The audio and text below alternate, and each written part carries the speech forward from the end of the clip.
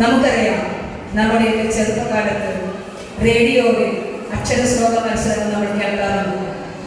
ഇന്ന് അന്യം നിന്നുപോയ ആ കലാരൂപത്തെ നിങ്ങൾക്ക് മുന്നിൽ കൊണ്ടുവരാൻ ശ്രമിക്കുകയാണ് മൂകാംബിക വിദ്യാലയത്തിലെ കൊച്ചുമക്കൾ.